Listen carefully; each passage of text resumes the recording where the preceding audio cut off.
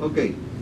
Dicho esto, vamos a ver las formas de transferir calor. Esto también es marco conceptual para que nos podamos entender adecuadamente. Existen tres formas de transferir calor. Y la resistencia transfiere calor. La primera es la conducción. La conducción térmica es la transferencia de calor entre dos sólidos.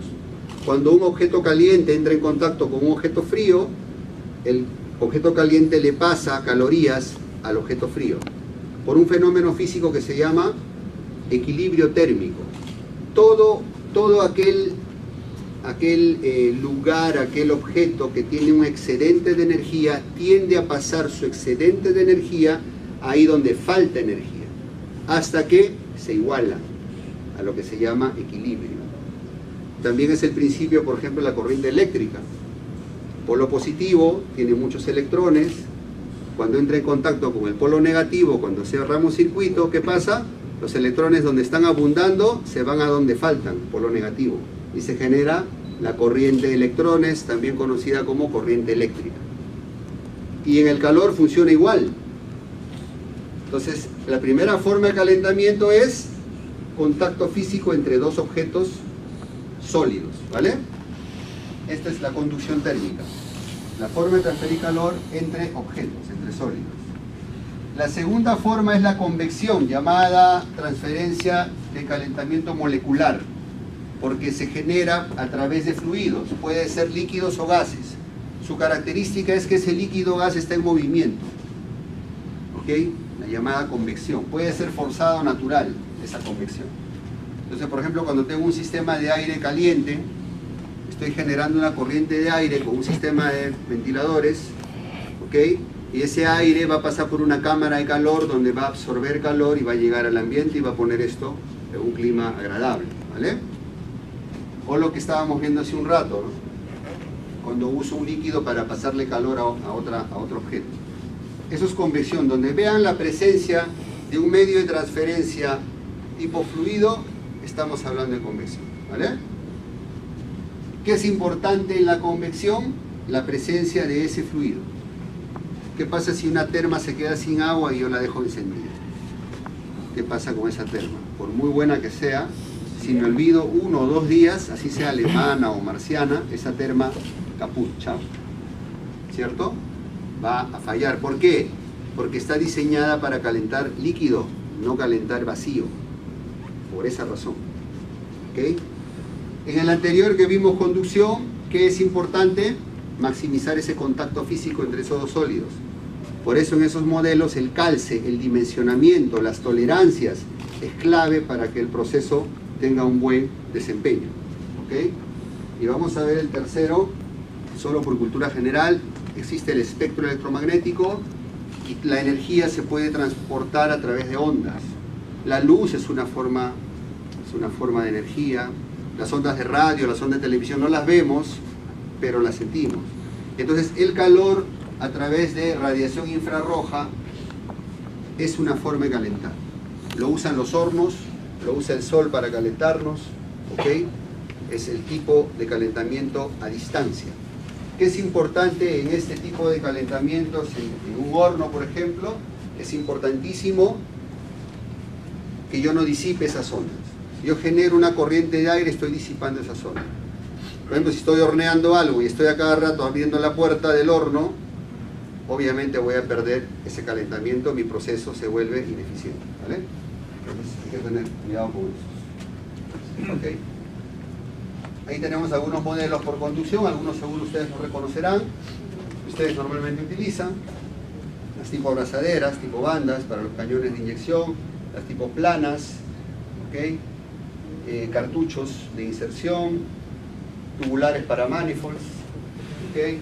Estas las resistencias helicoidales para los torpedos de inyección en sistemas de cámara caliente, por ejemplo, ¿okay?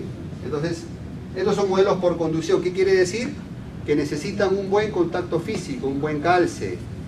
Hay que cuidar el dimensionamiento de esos modelos. Si quieres que te dure, primer requisito, sé muy preciso en tus medidas. Clave, ¿ok? Entonces, si por ejemplo tú me pides esta resistencia, estaba como anillo a un dedo, ¿no? En un torpedo. Tú me la pides de 20 milímetros. supongamos, su diámetro tiene 20 milímetros, el núcleo donde viene montado tiene 20, yo a lo más te la puedo mandar con media décima de diferencia, o sea 20.05. Si te la mandé con 20.10, vas a tener problemas ahí de calcio. Va a quedar un poco con la dilatación, se va a aflojar, no va a ser buen contacto.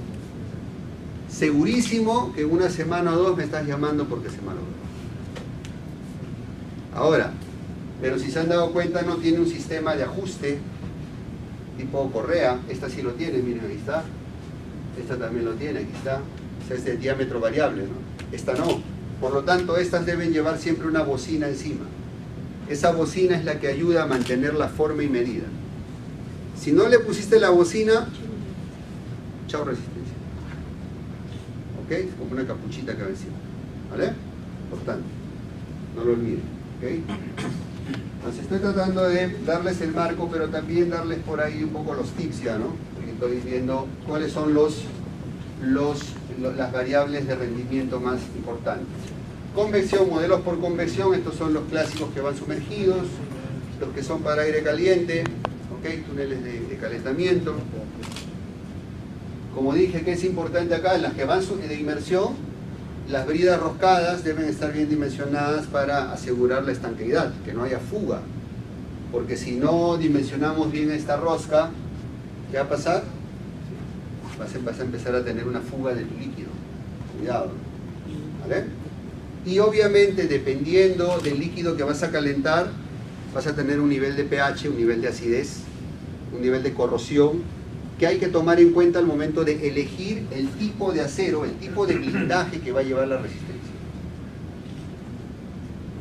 Por eso es importante, ojo, y nosotros ya de hace un buen tiempo lo hemos instaurado y quizás algunos no nos han entendido o hasta se han incomodado. Nosotros, cuando vamos a visitarlos, no solo te pedimos una muestra, nosotros no somos copiadores de muestra.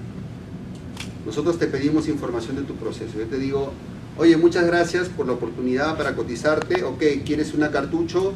Dime, ¿cuál es el uso? ¿Cuál es la temperatura? Porque si no te lo pregunto, quizás yo escoja y le pongo un acero 304, que es un acero muy bueno. Pero de repente tú la vas a sumergir en ácido sulfúrico, por ejemplo. Y por muy acero 304, se va a corroer y no te va a durar. Entonces, si yo solo te recibo la muestra y la copio, la puedo copiar con todo y defectos, con todo y errores. Hay que tener cuidado. Por eso digo, importante la información de proceso, uso y temperatura. ¿Vale? Importantísimo, nos permite a nosotros diseñarte bien los productos. Y modelos por radiación, básicamente cerámicos. Normalmente cerámicos, estos son muy clásicos para hornos de alta temperatura, algunos le llaman muflas, son de materiales refractarios. Estos de aquí, por ejemplo, también, que a veces lo pides, son básicamente espiraladas, ¿no? Con aislamiento cerámico en las partes de contacto con tu máquina, en fin. Pero típicamente son resistencias para temperaturas medias y altas. Estamos hablando de que el rango de trabajo de esos modelos fluctúa entre unos 300 y puede llegar hasta unos 1000 grados, hasta 1100 para hornos de alta temperatura. ¿Ok? Entonces, típicamente estamos hablando de resistencias con una densidad de potencia muy alta. ¿Vale? Ok. Listo, hemos visto cómo son las formas de transferir calor, o sistema térmico, las formas de transferir calor, conducción, convección, radiación, mis partes del sistema, ¿no? Masa, resistencia, medio de transferencia y controlador. ¿Ok? Listo. Ahora vamos a ver la parte interna de una resistencia. ¿De qué está hecha la resistencia? Si la resistencia ya no me marca, puede haber fallado en alguno de sus componentes. Un primer componente es la bobina resistiva. Si ustedes desarman una resistencia, van a encontrar un alambre normalmente enrollado en forma helicoidal. El calibre de ese alambre, el grosor de ese alambre, va a depender de la potencia y voltaje que tú me pidas. Y la aleación de ese alambre también tiene que ver con tu proceso. Son los puntos críticos para diseñar una buena resistencia. ¿Okay? ¿Cómo sé yo si la falla fue en mi bobina? hago un test de resistividad. Tomo mi multitester, lo pongo en rango de ohmios, pongo los electrodos en los terminales de la resistencia y si no me marca, circuito abierto. Entonces quiere decir que la bobina está dañada, puede haberse fundido, puede haberse roto en alguna parte de su recorrido. Típicamente no recomiendo reparación de bobina, porque típicamente es una reparación que dura poco tiempo y es muy riesgosa. Tú me dirás, sí, es que yo quiero salir del apuro. Va, de repente si es posible te la puedo reparar, pero no te la voy a garantizar. Es raro que nosotros reparemos y menos que nosotros cobremos por reparar, porque ya asumes un compromiso de garantizar. Y si yo responsablemente sé que no te va a durar, obviamente no te voy a cobrar. Quizás si es una resistencia nuestra, por gentileza, puedo intentar sacarte del apuro, pero no es recomendable. Por seguridad eléctrica, por rendimiento, por duración, no es recomendable, ¿vale? Bueno, entonces, una bobina, básicamente, detecto su falla con un test de resistividad, ¿ok? No lo olviden. Componente, los bornes eléctricos. Todos son partes del circuito eléctrico. Bornes eléctricos son también conocidos como terminales eléctricos, ¿cierto? Son las entradas de corriente, normalmente superficiales, ¿no? Yo las puedo ver por fuera, son externas, tipo cable, tipo tornillo, tipo bornera cerámica, tipo enchufe, ¿ok? ¿Qué es importante en un borne? A diferencia de la bobina resistiva, que es propiamente dicha la resistencia, este borne eléctrico es un conductor, no es una resistencia. A mí me interesa usar materiales que sean buenos conductores eléctricos, pero que soporten temperatura para mis terminales eléctricos, mis bornes eléctricos. Entonces es muy importante el calibre de ese borne eléctrico para que soporte el amperaje. Muy importante el material, que algunos descuidan, algunos ignoran que el níquel es el mejor conductor para alta temperatura. Y repito, a alta temperatura. El cobre es muy buen conductor, pero no soporta la temperatura del trabajo de una resistencia. Entonces, si tú quieres conexiones de buena calidad, que te duren, que no te den problema, quieres hacer un puenteado duradero, que por lo menos en un año no te esté fastidiando, ponle níquel. Ponle níquel o puentes de acero, ¿vale? ¿Ok? No lo olvides. ¿Qué tipo de acero? Bueno, si vas a usar dependiendo de la temperatura, pero podemos usar desde un 304 a un 316, son buenas opciones. Si no tienes níquel a la mano, a veces para hacer los puentes sólidos, ya ves que lo haces de barras, de platinas, no hay platinas de níquel disponibles, normalmente solo vienen en cable, ¿ok? ¿Quieres hacerlo sólido? Bueno, te recomiendo aceradas, ¿ok? Aceradas porque van a soportar el calor y no te van a dar problemas, ¿vale? El calibre no lo subestimen y la calidad de tu empalme. La calidad del empalme es crucial. Si hiciste un mal empalme, es decir, una mala unión, no usaste soldaduras adecuadas, vas a tener problemas. Dicho sea de paso, debe ser, si vas a usar soldadura, debe ser soldadura, no solda blanda. Hay que tener clara la diferencia. La solda blanda es de temperaturas de fusión bajas, de materiales que no son plata fina o son, por ejemplo, tungsteno. Tungsteno, plata fina, son soldaduras. Para solda blanda puede ser estaño, por ejemplo. Pero si usa, en electrónica te va a trabajar bien, pero estamos hablando de calefacción eléctrica. No se te vaya a ocurrir ponerle una solda blanda porque vas a tener problemas seguro, ¿vale? Cuidado. El engrampe, el tipo de empalme es crucial, ¿vale? Entonces es muy importante. Y por último, tener en cuenta que los conductores a alta temperatura tienden a reducir su conductividad. En otras palabras, no elijas el calibre al límite. Siempre sobredimensiona un poco tu terminal si puedes. Por ejemplo, si yo voy a tener un grupo de resistencias con una línea de alimentación donde va a circular unos 10 amperios más o menos, y 10 amperios lo puedo cubrir con un cable 16 AWG, me aseguro y me voy al 14 AWG, que es un poquito más grueso. Porque por calor, la conductividad de ese terminal va a bajar. Más o menos un 20-25%, dependiendo de tu aislamiento térmico. Va a perder capacidad de conducción. Entonces es mejor asegúrate sobredimensionando un poco el calibre, el área de tu terminal, ¿ok? Para que te trabaje bien. ¿Vale? Luego tenemos también la parte del aislamiento eléctrico. En el aislamiento eléctrico empleamos materiales que puedan soportar temperatura y que aíslen obviamente la electricidad.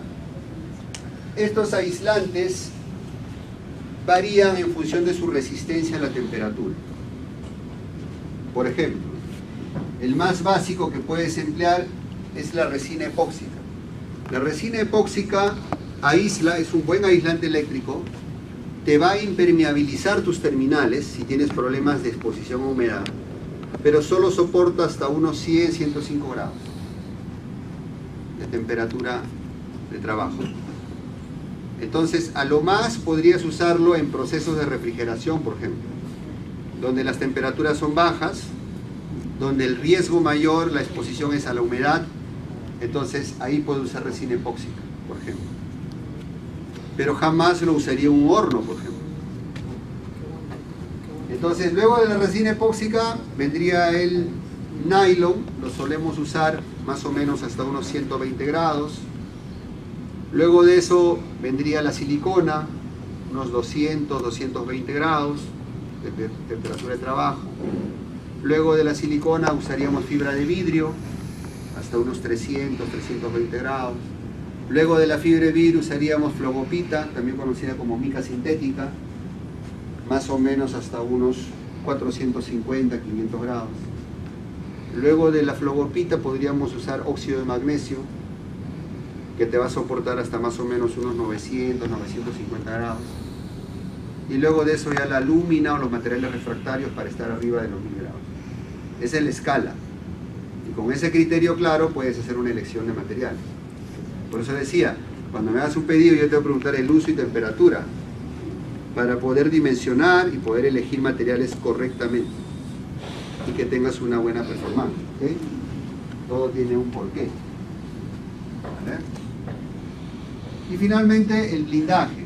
Normalmente las resistencias, y esto aplica para sensores también, traen siempre un blindaje metálico. Si bien es cierto solemos hablar de aceros, pero hay procesos en los que yo puedo trabajar con bronce o cobre. Por ejemplo, una terma básica, terma doméstica, podría usar una funda de cobre. No es lo idóneo, pero para uso doméstico puede ser. ¿Okay? Luego tengo toda la gama de acero, desde el acero más básico que es acero al carbono hasta los aceros especiales. ¿Okay? Inclusive aceros con tratamiento térmico. Y luego, por último, puedo usar en algunos procesos donde hay alto riesgo de corrosión, titanio también. Un uso especial, un blindaje especial, se puede usar. O aleaciones especiales del acero como el Incoloy o el Incoloy, ¿okay? Que traen aditivos especiales para soportar trabajos a la intemperie. ¿Vale? Entonces, el espesor y el tipo de material va a depender, repetimos, el uso. Siempre el uso va a condicionar lo que vas a elegir o lo que te conviene. ¿Vale? Muy bien. Ahora veamos los parámetros básicos de medición. Vamos a ir conociendo un poco algunas fórmulas básicas que te van a permitir a ti hacer unos test, unas pruebas elementales para que tú puedas saber si la resistencia tiene la precisión que debe tener o tiene una falla en alguno de esos parámetros. Acá tenemos un formulario completo. ¿Okay? Este formulario tenemos los 4 parámetros básicos eléctricos que son la potencia, la resistividad, el ohmio, el voltaje, la tensión de trabajo y el amperaje. ¿Okay? Y tenemos sus equivalentes. De todas estas fórmulas, las dos más usadas son esas. ¿Okay? Esta es conocida como la ley de Ohm. La más conocida de todas, es la que más vas a usar. En sus dos versiones. La puedes despejar también, no puedes pasar ohmio al numerador y watt pasa al denominador y ya lo tienes despejado. ¿Para qué me sirve esa fórmula? Esa fórmula me va a servir para saber si la potencia que yo le pedí a mi proveedor es la correcta, o sea, si tiene lo que dice que tiene. Si yo la pedí de 1000 watts, ¿qué va a pasar? Vamos a suponer que yo le dije a mi proveedor, oye, ¿sabes qué? Hazme una resistencia de 1000 watts. Me llega la resistencia al almacén y me asalta la duda, ¿será que le puso 1000 watts? claro, la marcó, dice 1000 watts. Le puso un sticker muy bonito, dice 1000 watts. Pero ¿será cierto que tiene 1000 watts? ¿Cómo le evalúo? Entonces voy a mi multitester, le hago una prueba de resistividad, encuentro este valor con el multitester. ¿Ok? Esto lo voy a encontrar con mi prueba de resistividad. Acuérdense, electrodos a los terminales, el multitester en el rango de los ohmios. Me va a dar un valor. Luego tomo el voltaje de trabajo, normalmente 220, ¿no? 220 voltios al cuadrado, 220 voltios por 220 voltios dividido entre el ohmiaje real que he tomado de mi lectura y me va a salir la potencia real. Si quieren compruébenlo, para 1000 watts este les va a salir, les debería salir 48.4 ohmios. Ahí como ejercicio hagan. ¿Qué quiere decir? Que si en lugar de los 48.4 ohmios la resistencia que me llegó tiene, vamos a suponer, 55, voy a exagerar un poco, hagan el cálculo, dividan 220 voltios al cuadrado entre 55, les va a salir como 850. Hay alguien que quiera practicar un poquito, que se anime, le va a salir como 800 y pico, menos de 900. ¿Qué quiere decir? Yo luego comparo mi potencia ideal, que era 1000, versus la que me dio, la que encontré que tiene mi muestra, y puedo saber si realmente me están cumpliendo o no. Hagan el cálculo ahí, vamos a hacerlo aquí rapidito. ¿Ok? Es 220 voltios al cuadrado, que es 48.400, entre 55 me da una potencia de 880 watts. Quiere decir que la potencia real de esa muestra es 880 watts versus los 1000 que yo pedí. Y si hago un comparativo, regla 3 simple ahí, puedo encontrar que me está dando un 88% de la potencia que yo pedí. Porque 880 es el 88% de 1000. ¿Ok? Ahora les voy a dar el dato de la tolerancia. Si les digo que la tolerancia es más o menos 5%, quiere decir que si yo la pedí de 1000, debió tener como mínimo 950 y como máximo 1050. Y yo la recibí de 880, ¿ustedes qué harían con esa resistencia? ¿Se la queda? La devuelve. Hay que devolverla. Si no la devuelves, vas a tener problema en tu proceso. Le va a faltar calor a tu máquina. Esa resistencia va a durar poco. Entonces, no es un tema de que tu proveedor te diga, oye, pero no es mucho, dame la gauchada, acéptamela, no pasa nada. No, sí pasa. Sí pasa. Entonces, por eso digo, ustedes tienen que ser exigentes. Y así obligan a los proveedores a mejorar también. Entonces, esa fórmula me sirve para eso. Para yo, como cliente, al momento de recibir una resistencia, le hago su prueba y verifico. Verifico a ver, ¿será cierto que me cumplió o no? Esa tolerancia más o menos 5% es una norma NEMA americana, no es que yo me la he inventado. Así funciona. Googleen si gusta. Y es la norma, el criterio básico para aceptar o rechazar una resistencia. Porque si tiene menos del 95% de esa resistencia, como digo, no te va a durar, te va a demorar en calentar, tu proceso se va a volver lento, ¿ok? Y vas a tener, obviamente, la necesidad de reclamarla en poco tiempo, o volver a gastar si no quieres reclamar. Si tiene de más, ¿qué pasa si tiene de más? La pedí de 1000 y me la dieron de 1100. Debió tener 1050, pero tenía 1100. ¿Qué hago? ¿Igual afectará? Claro que afecta. Claro que afecta. ¿Por qué? Porque tu curva de calentamiento va a ser más pronunciada. ¿Ok? A tu controlador le va a costar más estabilizar la temperatura. Y encima vas a consumir más corriente de la que debería. Estás desperdiciando recursos. ¿Ok?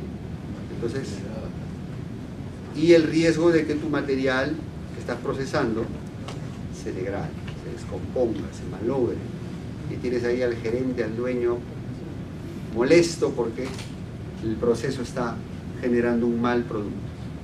Mire todo lo que se genera simplemente porque ustedes como usuarios no hicieron un test, un control de calidad de usuario al recibir. Es importantísimo. ¿Ok? Les va a ayudar mucho, créanme, les va a ahorrar problemas. Esta segunda fórmula es un complemento de la primera. De hecho está aquí. Intensidad, acá está, amperio, solo que está con el símbolo I, es una tabla gringa. ¿Ok? Y esa fórmula viene siendo esta. Potencia entre voltaje, solo que acá en esta tabla el voltaje está con la letra E. ¿Ok?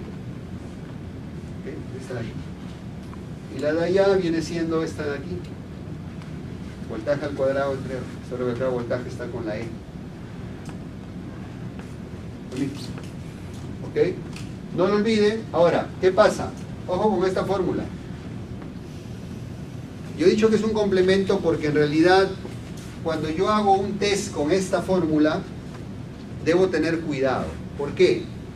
Muchos clientes a veces hacen un test con pinza perimétrica y me dicen, oye Gustavo, yo te pedí de 1000 watts, debería tener unos 4,4 amperios más o menos, y acá con la pinza esto tiene